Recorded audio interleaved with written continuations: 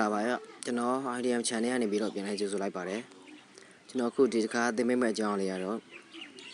Channel Sketchware Screen record application Leo Panini Leve Pebare. Ari Nileo Channel the member Pebare.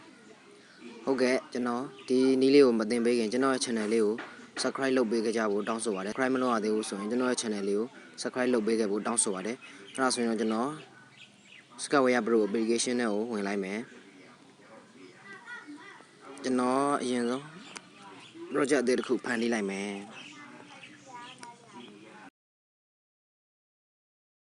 Nó screen record luôn,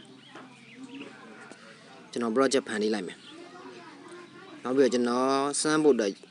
nên xem ra bộ đời bây giờ cho nó jam như lấy về bia rồi mẹ nó, cho nó đi ra mà bia rồi, cho nó student stop button nó khu cho nó thu lại mẹ, thao step đi lại mẹ. Cho nó jam lấy về bia bị rồi mẹ, cho nó UI bài này bắt đầu nó cho nó tự đó. Nó nên anh ấy bảo đấy, anh ấy review mà cho nó design bài này bắt đầu để này mà cho nó anh ấy bảo đấy, học biết cho nó như đó thì library đấy app component combat and design của cho nó mình chỉ biết thà lại mấy, học biết nó biết rồi, cho nó component mà cho nó đi hà lưu thêm mấy cho nó mấy, đi hà lưu speed do that thì bây giờ ham không bảo nó, thì bây giờ ham không bảo thì hà lưu ba speed do that ba. Speed cho nó STD lộ về bị lại mẹ nó ai hà liệu cho nó theo BB rồi cho nó create on create on lại mẹ nào bây giờ cho nó thì ở xong là screen recorder rồi đấy blow cho nó thì blow cho nó IDM rồi đấy software đi mà cho nó biết thà mẹ ai software liền thì bây giờ download xoay lại ba thì blow đều thì Sketchware bro đều cho nó blow theo mẹ số đâu anh video mà cho nó đem biết thà bà đấy ai video liệu lấy toa chỉ lại ba mà thì đều rồi không biết cho nó thì create screen recording rồi liệu theo lại mẹ biết thoát lại mẹ khả năng thoát lại mẹ nó biết rồi mua blog mà cho nó theo blog nó khu rồi sao là EHDR cho nó extra one lúc bị lại mẹ nó được khu cho nó extra two lúc bị lại mẹ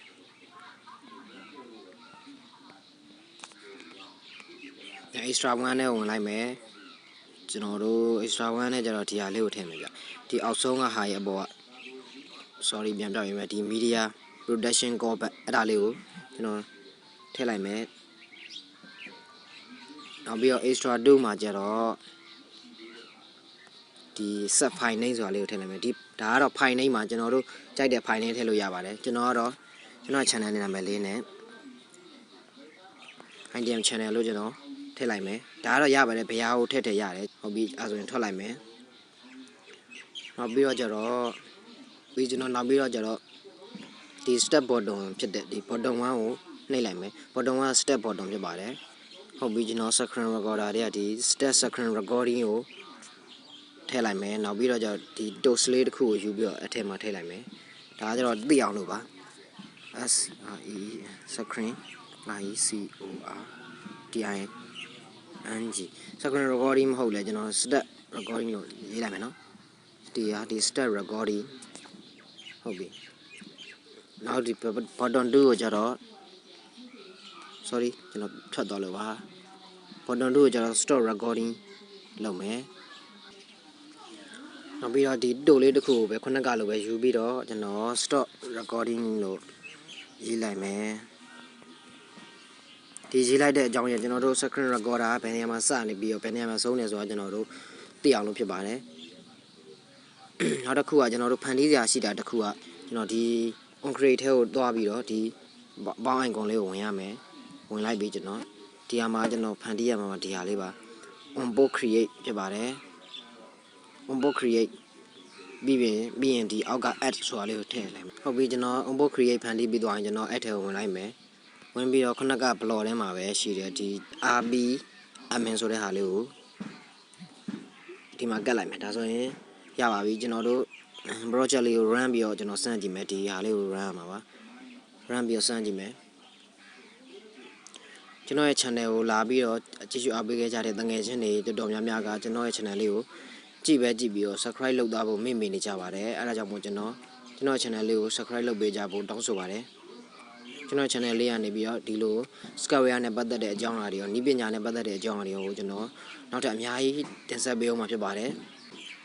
ဒီဗီဒီယိုလေးကိုကြိုက်တယ်ဆိုရင်လည်း like ပေးခဲ့လို့ရပါတယ်နော်ဟုတ်ပြီကျွန်တော် install တင်လိုက်မယ်open လုပ်လိုက်မယ်ဒါဆိုရင်ကျွန်တော်ဒီ screen recorder ကိုခဏရပ်လိုက်မယ်ဒီဘာလို့လဲဆိုတော့ဒီကျွန်တော်တို့လုပ်ထားတဲ့ဒီ screen recorder ကိုကျွန်တော် application ကိုကျွန်တော်စမ်းကြည့်လို့ပါ screen recorder နှစ်ခုဖြစ်နေမှာဆိုလို့ပါဟုတ်ပြီကျွန်တော်ဒီဟာကိုခဏရပ်လိုက်မယ်နော်ဟုတ်ကဲ့ခုနကအဲ့ဒီ software လေးကိုပြန် run ကြည့်လိုက်တဲ့အခါမှာကျွန်တော်တို့ error တက်နေအောင်တွေ့ရပါတယ်ဘာလို့လဲဆိုတော့ကျွန်တော်တို့ block လေးတစ်ခုဆက်ဖို့မေ့နေခဲ့လို့ပါအားကြောင့်မို့ကျွန်တော် on create ထဲကိုဝင်လိုက်မယ်ဝင်ပြီးတော့ကျွန်တော်တို့ဒီ file ဆိုတဲ့ဟာတွေကကျွန်တော်ဒီ right string sorry ပြန်ပြပါမယ်เนาะဒီမှာဒီ right string to file back ဆိုတာလေးကိုထုတ်ပြီးတော့ဒီ on create screen recording ရဲ့အပေါ်မှာကျွန်တော်ထည့်ရမှာပါဒီနေရာတွေမှာကျွန်တော်တို့ဘာမှထည့်ရမလို့ပါဘူးဒီတိုင်း collect ပဲထားခဲ့ပါဒါကျွန်တော်တို့ code တွေထဲကနေပြီးတော့အလုပ်လုပ်သွားတာဖြစ်ပါတယ်အဲ့နေရာမှာဘာမှထည့်ရမလို့ပါဘူးဟုတ်ပြီကျွန်တော်ထွက်လိုက်မယ်ထွက်ပြီးတော့ပြန် run ကြည့်လိုက်မယ်ခုနက software ကကျွန်တော် error တက်ပါပါတယ်error တက်ပါတယ်ကျွန်တော်တို့ screen recorder အလုပ်မလုပ်ပါဘူးဟုတ်ကဲ့ကျွန်တော်ပြန် run ကြည့်လိုက်မယ်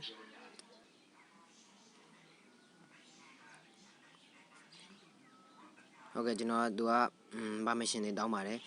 ကျွန်တော်ဒီဟာလေးကိုစမ်းပြဖို့အတွက်ကျွန်တော်ဒီ screen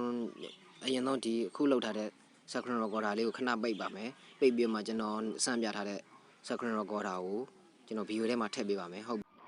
တ်ကဲ့ကျွန်တော်ဒါ screen record စနေပါပြီကျွန်တော်ထွက်လိုက်မယ်နော်ဒီကမဆိုင်ပါဘူးဒီကထည့်လိုက်လို့ရပါတယ်ဒီထဲကိုထည့်လိုက်လို့ရပါတယ်မဆိုင်ပါဘူးအဲ့ဒါဟုတ်ပြီဒါကျွန်တော်လောက်ထားတဲ့ screen recorder နဲ့အခုစမ်းပြထားတဲ့ screen recorder နဲ့ကျွန်တော်စမ်းကြည့်နေတာပါဟုတ်ပြီကျွန်တော်ပြန်ရက်လိုက်မယ်နော်ဟုတ်ကဲ့ screen recorder application လေးကကျွန်တော်တို့အောင်မြင်ပြီးဆုံးသွားပါပြီကျွန်တော်ရဲ့ဒီဗီဒီယိုလေးကိုကြိုက်တယ်ဆိုရင် like ပေးခဲ့လို့ရပါတယ်ကျွန်တော်ရဲ့ channel လေးကို subscribe မလုပ်ရသေးဘူးဆိုရင်လည်း subscribe လုပ်ခဲ့ဖို့တောင်းဆိုပါတယ်အားလုံးကျေးဇူးတင်ပါတယ်